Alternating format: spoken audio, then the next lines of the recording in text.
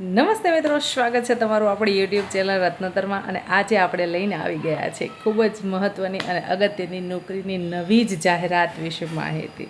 તો ચાલો મેળવી લઈએ તેના વિશે વિગતવાર માહિતી. વાત કરીશું મિત્રો, પોરબંદર જિલ્લામાં આપત્તિ વ્યવસ્થાપન એટલે કે GSDMAમાં પ્રોજેક્ટ ઓફિસરની પોસ્ટ પર નોકરીની જાહેરાત બહાર પાડવામાં આવેલી છે. તો આ વિડીયોના અંદર આપણે આ પોસ્ટ માટે શું શૈક્ષણિક લાયકાત માંગેલી છે, કેટલો પગાર ચૂકવવામાં આવશે, કઈ જગ્યાએ તમારે અરજી કરવાની છે અને કોણ કોણ આમાં અરજી કરી શકે છે, તે બધી જ માહિતી આપણે ડિટેલ વાઇઝ આ વિડીયોમાં જોશું. વચ્ચેથી વિડીયોને સ્કીપ ના કરતા અને આખો વિડીયો જોવા વિનંતી. કલેક્ટર કચેરી Porbandar, district emergency operation centre, જિલ્લા સેવા સદન 2ની બાજુમાં સાંદીપની રોડ ખાતે મિત્રો આ આપત્તિ વ્યવસ્થાપન છે તેની ઓફિસ આવેલી છે.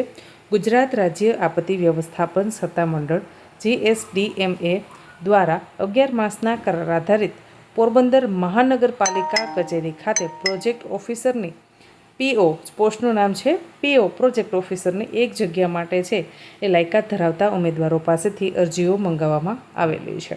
પોસ્ટનું નામ છે પ્રોજેક્ટ ઓફિસર.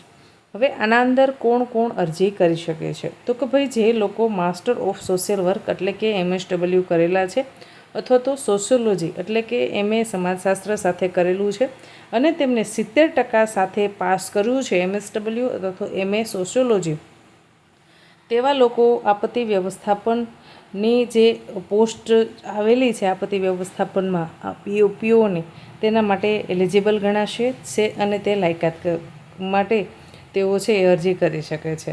આપત્તિ વ્યવસ્થાપન ડિગ્રી, ડિપ્લોમા, સર્ટિફિકેટ કોર્સને પ્રાધાન્ય આપવામાં આવે છે. જો MSW MS સોશિયોલોજી સિવાય પણ તમે આપત્તિ વ્યવસ્થાપન ડિપ્લોમાનો કોર્સ કરેલો છો તો આવા વિદ્યાર્થીઓ, આવા ઉમેદવારો પણ આના અંદર અરજી કરી શકે છે. તમારા પાસે મિત્રો કોમ્પ્યુટરનું જ્ઞાન હોવું જરૂરી છે. તમને CCC આવતું હોવું જોઈએ. CCC આવડવું ફરજિયાત છે. હવે મિત્રો શૈક્ષણિક લાયકાત સિવાય તમારા પાસે અનુભવ હોવો જોઈએ. અનુભવ વિશે વાત કરીએ તો સરકારી બિન સરકારી સંસ્થામાં કામગીરીનો 3 વર્ષનો અનુભવ હોવો જોઈએ. એટલે કે તમારા પાસે તમારી જે પણ શૈક્ષણિક લાયકાત છે તે શૈક્ષણિક લાયકાત પછી પણ 3 વર્ષનો અનુભવ હોવો જરૂરી છે. તેનામાં મિત્રો ડિઝાસ્ટર મેનેજમેન્ટ ક્ષેત્રનો જે નામના પાસે અનુભવ હશે તેમને પ્રથમ પ્રાધાન્ય આપવામાં આવશે.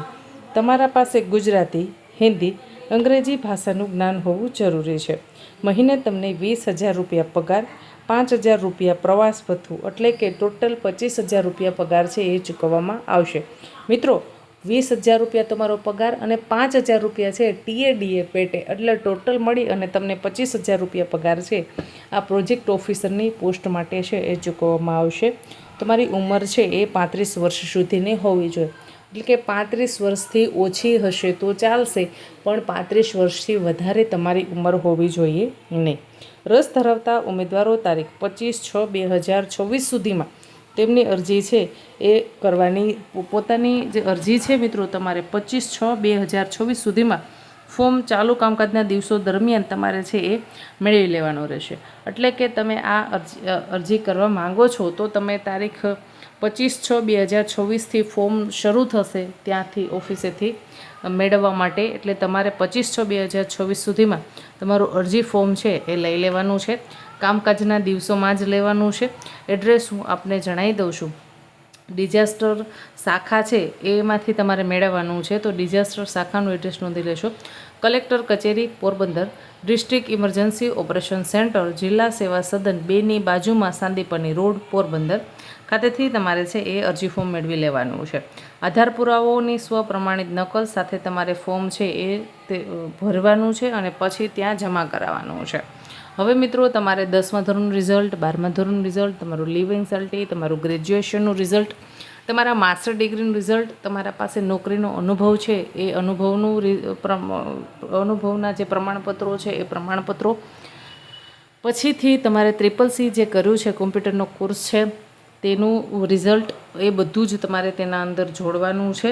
આ બધી જ માહિતી ફોર્મમાં ભરી અને બધાની એક ઝેરોક્સ, તમારે એક પાસપોર્ટ સાઇઝનો ફોટો બધું જ સ્વપ્રમાણિત કરી અને તારીખ 30/6/2026 સુધીમાં તમારે છે એ અરજી ફોર્મ છે એ રજિસ્ટર રેડી અથવા તો સ્પીડ પોસ્ટ કરી અને ઓફિસે મોકલી દેવાનું છે.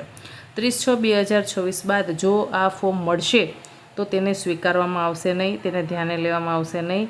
તમે જે ફોર્મ મોકલો છો એ ફોર્મ છે એનું પછી શોર્ટ લિસ્ટ બનાવવામાં આવશે અને શોર્ટ લિસ્ટ બનાવ્યા બાદ તમે જે મેરિટમાં આવશો તો પછી તમને ટપાલ અથવા તો મેલના આધારે ટપાલ અથવા તો મેલના દ્વારા તમને છે એ ક્યારે તમારે આવવાનું છે તેની જાણ કરવામાં આવશે.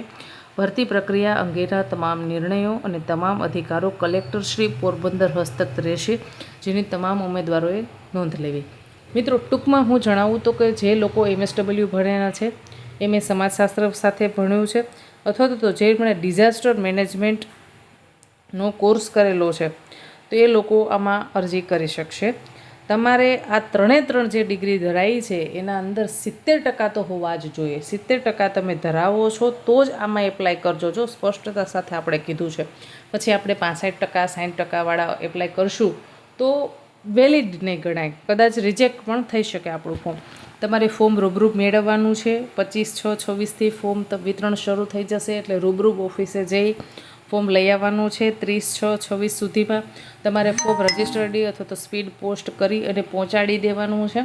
પછી તમારું જે મેરિટના આધારે શોર્ટલિસ્ટ બનશે અને જે લોકો મેરિટમાં આવશે તેમને ટપાલ દ્વારા અથવા તો મેલ દ્વારા છે એ જાણ કરવામાં આવશે અને એ લોકોના પછી ઇન્ટરવ્યૂ લેવામાં આવશે. પગાર તમારો 25,000 રૂપિયા રહેશે. મિત્રો, આ રીતની છે એ પોરબંદર આપત્તિ વ્યવસ્થાપન દ્વારા નોકરીની જાહેરાત બહાર પડાયેલી છે. આશા રાખું છું કે તમને આ માહિતી પસંદ આવી હશે. અવનવી સરકારી નોકરી, પ્રાઇવેટ નોકરી તથા ગુજરાત સરકાર દ્વારા આયોજિત વિવિધ જિલ્લાના ભરતી મેળાની માહિતી મેળવવા માટે આપણી રત્નોત્તર યુટ્યુબ ચેનલને કરી લેશો સબસ્ક્રાઈબ. તમારા મિત્રો સુધી પણ વિડીયોને શેર કરશો. મિત્રો, હજી વાર છે ફોર્મ માટેની, પણ ત્યાં સુધીમાં તમારા મિત્રો લાગતા વળગતા સગા સ્નેહી સુધી વિડીયો પહોંચાડો. કોઈ જરૂરિયાતમંદ વ્યક્તિ સુધી સમયે વિડીયો પહોંચે તો તેને એક સારી એવી રોજગારી મળી શકે અને તે પણ પગભર આત્મસન્માન સાથે જીવન જીવી શકે. વિડીયોને વધુને વધુ લોકો સુધી શેર કરો, ચેનલને સબસ્ક્રાઈબ કરો. નવી માહિતી મેળવવા માટે ચેનલને સબસ્ક્રાઈબ કરશો તો તમને નોટિફિકેશન સમયસર મળી રહેશે. તમને વિડીયો કેવા લાગે છે લાઈક કરજો, કમેન્ટ કરજો અને ચેનલને સબસ્ક્રાઈબ કરવાનું ભૂલતા નહીં. ધન્યવાદ.